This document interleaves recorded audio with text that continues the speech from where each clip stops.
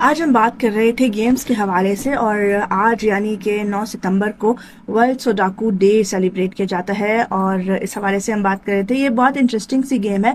आजकल indoor games का रुझान ज़रा बढ़ता जा रहा है, तो पेरेंट्स की कोशिश होती है कुछ ऐसे गेम्स वो डिस्कवर करें या फिर अडॉप्ट करें जो उनके बच्चे घर के अंदर भी रहते हुए खेल सकें और इंजॉय भी कर सकें, उनके दिमाग का भी एक हेल्दी अंदाज में उसकी नशोनुमा हो सके। तो सुडाकू एक अच्छा ऑप्शन है, इसके अलावा चेस एक अच्छा ऑप्शन है। आज चूंकि वर्ल्ड सुडाकू डे सेलिब्रेट किया जा रहा है तो हम आज इसी हवाले से बात कर रहे हैं। सुडाकू जब स्टार्टिंग में स्टार्ट हुआ, लोगों ने इसे इंट्रोड्यूस करवाया तो इतना ज़्यादा फेमस नहीं हुआ था। 1979 में इसे नंबर प्लेस के नाम से इंट्रोड्यूस करवाया गया था, लेकिन लोग ज़्यादा इसे जानते नहीं थे, ज़्यादा खेलते नहीं थे। फिर 1980s में जापान में सुडाकू के नाम से इस गेम को इंट्रोड्यूस करवाया गया। सू का मतलब था नंबर और डाकू का मतलब था वंस, यानी एक नंबर एक ही दफ़ा आना चाहिए, एक नंबर बार बार रिपीट नहीं होना चाहिए।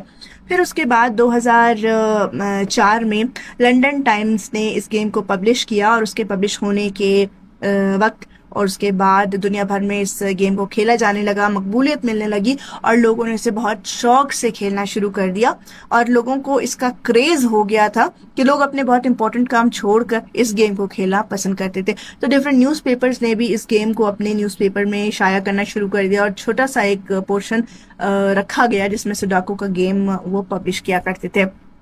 सुडाकू का जो गेम है उसे 2013 में वर्ल्ड पजल फेडरेशन ने एज आ इंटरनेशनल डे मनाना शुरू कर दिया और उसे एक वर्ल्ड रिकग्निशन मिल गई। सुडाकू के गेम में एक बड़ा सा स्क्वायर होता है 9x9 का और उसमें छोटे छोटे से और स्क्वायर्स होते हैं जो कि 9 होते हैं। फिर उन छोटे छोटे स्क्वायर्स में और ब्लॉक्स होते हैं जो कि अगेन 9 ही होते हैं।